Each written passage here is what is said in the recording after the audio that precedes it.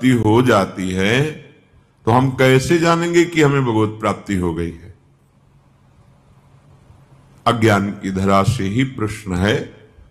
क्योंकि जैसे हम भोजन पाते हैं तो हम किसी को बैठालते नहीं कि आप बताना कि हम कब तृप्त हो गए, तो हम रुक जाएंगे। फिर हमारा पेट कब भर गया ये तुम बताना, ऐसा नहीं होता। हमें अनुभव होता है कि अब हमारी तृप्ति हो गई। ऐसे ही निर्माण मोहा जित संग दोषा अध्यात्म नित्या विनिवृत्त कामा द्वंद्वैर विमुक्ता सुख दुख संगई। ये लक्षण है भगवत प्राप्त पुरुष के। किंचन मात्र भी मान की गंध नहीं रह जाती। ऐसा नहीं कि उसका प्रगट में मान नहीं होता। वास्तविक मान का अधिकारी तो वही है जिसने प्रिया प्रीतम के चरणारविंदों को अपने हृदय में प्रकाशित कर लिया है। जब तक प्रिया प्रीतम प्रकाशित नहीं होते तब तक मान का कोई अस्तित्व नहीं, और जब प्रकाशित हो जाते हैं तब मान का महत्व ही नहीं रहता। वो मान लायक वस्तु नहीं आई, इसीलिए हमें मान प्रिय लगता है। जब वो वस्तु का बोध हो जाएगा तो मान नहीं रह जाएगा। सबहि मान प्रद आप अमानी। मान की गंध भी जिसमें न रह जाए। अमोहा, किंचन मात्र भी किसी से मोह नहीं। श्रीपाद करें धन पुत्र कलत्रादि ममता ममतापदा इति विक्त्वाखिलम वृंदावनु मेवच मेवरम। ए भाई, स्त्री में, पुत्र में, पति में, संसार के संबंधों में जो तुम ममता कर बैठे हो, यही अज्ञान तुम्हें जला रहा है, तुम्हारी दुर्गति कर रहा है। ये विशुद्ध पराविद्या के रहस्य को जानने वाले महापुरुष हैं। ए भाई, तुम जो शरीर में, शरीर संबंधियों में ये ममता कर लिए हो, यही तुम्हारी दुर्गति का कारण है। ममता ममतापदा, यही तुम्हें दैहिक दैविक भौतिक ताप प्रदान कर रही है। इति व्यक्त्वाखिलम वृंदावन मेवच मेवरम। मेरी बात मान लो, सब में भगवत भाव करो, सब में ममता मत करो।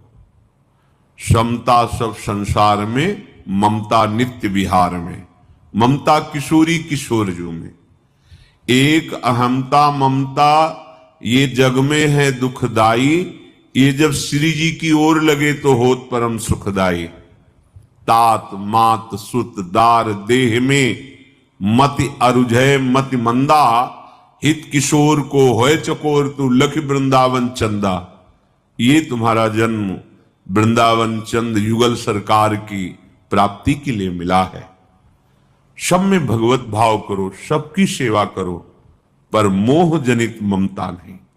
तो जिसको भगवत प्राप्ति हो जाती है, मान की गंध नहीं होती और मोह किसी में नहीं होता। वो ममता रहित महापुरुष होता है। किसी भी संग का कोई भी प्रभाव उस पर नहीं पड़ेगा। जित संग दोषा, चाहे जितनी प्रतिकूल परिस्थिति, प्रतिकूल व्यक्ति, प्रतिकूल वस्तु हो, या अनुकूल परिस्थिति, अनुकूल व्यक्ति, अनुकूल वस्तु हो, उसके हृदय में कोई हलचल नहीं होगी। ना नकारात्मक ना सकारात्मक, ना प्रियता ना अप्रियता। जित संग दोषा। क्यों? ऐसा क्यों? क्योंकि अध्यात्म नित्या। वो इन अनित्य वस्तु, व्यक्ति, स्थान की जो सार बात है वो समझ चुका है। एकमात्र भगवान सत्य है। ये व्यवहार का जो उत्तम अधम, प्रिय अप्रिय, अनुकूल प्रतिकूल, उष्णता, शीतलता, निंदा, स्तुति, ये सब मायाकृत है। तत्व का अनुभव होने के बाद उसमें किसी से न मान की चाह, ना किसी से मोह और ना किसी का प्रभाव, जित संग दोषा, एक रस स्थिति। क्योंकि अध्यात्म नित्या, अध्यात्म कहते हैं स्वरूप, जो आत्म स्वरूप है, ये अध्यात्म मार्ग, बोले ये आत्म मार्ग है, ये परमात्मा मार्ग है। और नित्य आत्म स्वरूप में स्थित रहता है, इसलिए बाहरी व्यवहार होते हुए भी उस पर कोई असर नहीं पड़ता। विषयान ग्रहणन तो मुंचंतु वा, या बहिर्मुख पुरुषों के बीच में, या घोर विषयी पुरुषों के बीच में, या एकांत गुफा में, कोई फर्क नहीं पड़ता। अध्यात्म नित्या, क्योंकि वो जित संग दोषा हो गया है। किसी भी संग का कोई भी प्रभाव भगवत प्राप्त महापुरुष के हृदय में नहीं पड़ता, क्योंकि आत्मस्वरूप अपने प्रभु में आसक्त रहता है, सब में अपनी प्रभु की झांकी और विधान देखता है।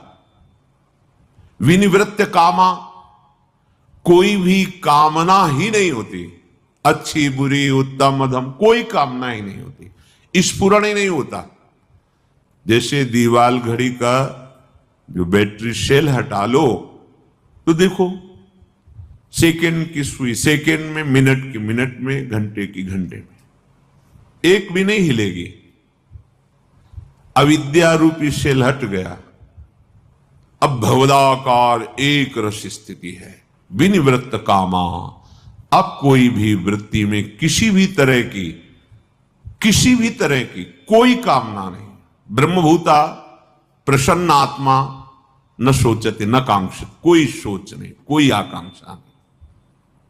विनिवृत्त कामा, द्वंद्व विमुक्ता, कोई भी द्वंद्व, सुख दुख, लाभ हानि, मान अपमान, शत्रु मित्र, जय पराजय, कोई भी द्वंद्व उसे स्पर्श नहीं कर सकता। बहुत ऊंचाई में स्थित है, कोई भी द्वंद्व उसको विचलित नहीं कर सकता, वो मुक्त हो गया इन द्वंद्वों से।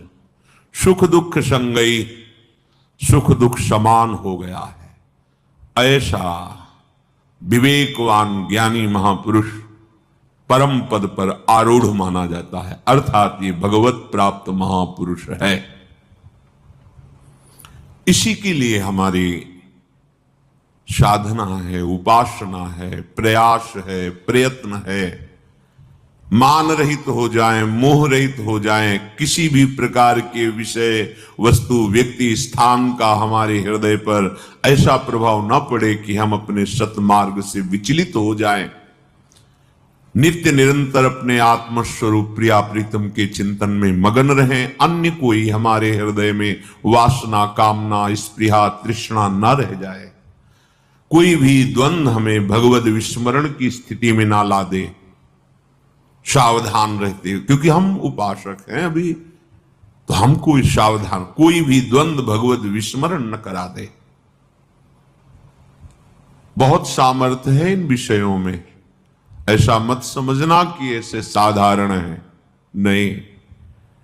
जिस समय एकाग्रता पूर्वक अपने मन को परमात्मा तत्व में, प्रिया प्रीतम में स्थित करना चाहोगे, उसी समय अंदर की जितनी वासनाएं हैं, अगर सही भजन हो रहा है तो नष्ट होना प्रारंभ होंगी। साथ में उन वासनाओं को बड़ी सुविधा से भोग सको, ऐसी व्यवस्था हो जाएगी। अगर भोग में लग गए तो जो नाश होना प्रारंभ हुआ था वासना का, वो पुनः ज्यों का त्यों और नवीन संस्कार भोगों के और बन गए। कृपा मत मानना कि जो जो हम चाहते थे वो सब प्रभु ने प्रदान कर दिया, नहीं। सावधान हो जाओ,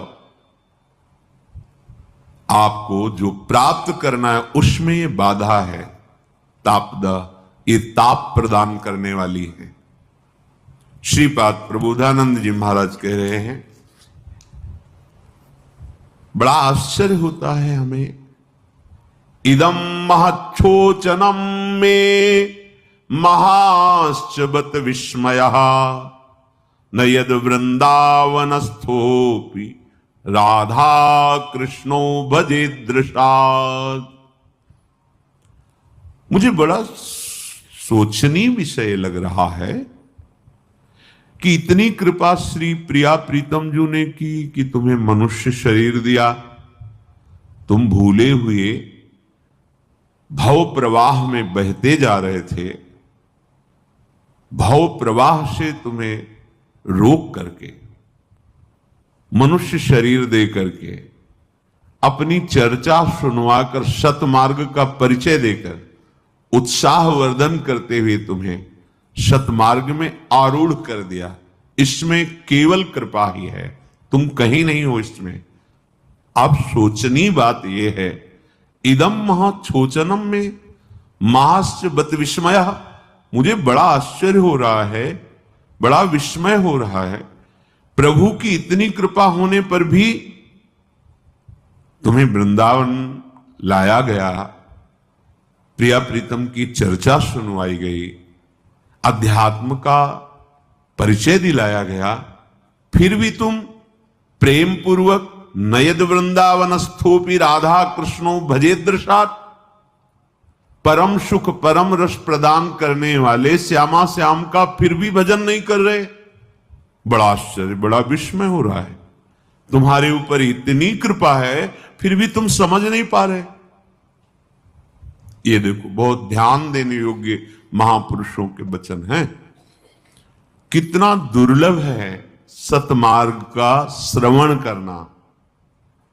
हम प्राय वही सुनना चाहते जिससे हमारी कामनाओं की पूर्ति हो जाए। देखने को मिलता है, आप प्रिया प्रीतम के प्रेम की प्राप्ति और भगवत तत्व बोध की प्राप्ति की बात कहो, 2 4 5 राजी सुनने में। ये करो तो धन मिलेगा, ये करो तो पुत्र मिलेगा, ये करो तो विघ्न नष्ट हो जाएंगे, तुम्हें बड़ा भोग मिलेगा, ये करो तो ऐसा हो जाएगा। सब राजी हैं, सब। बस हमारे विघ्न मिटा दो, हम स्वतंत्र होकर खूब एक बार संसार के सब भोगों को भोग ले। अरे पहली बार नहीं, करोड़ों बार ये बात तुम्हारे मन में आई है और करोड़ों बार प्रभु ने वो बात तुम्हें पूरी की कि देख ले, पर फिर शरीर टिकाऊ तो है नहीं, दूसरा शरीर मिला फिर वही कामना, फिर तीसरा शरीर फिर वही, इस जीवन में फिर वही कर ले। पूरे के पूरे जीवन मिट्टी में मिलाते चले आ रहे हैं आप। पहला जीवन नहीं है आपका। बड़ी विचित्र माया है, बहुत विचित्र। इसीलिए कह रहे महाछोचनम, केवल सोचनम नहीं, महाछोचनम। ये महान सोचनीय बात है।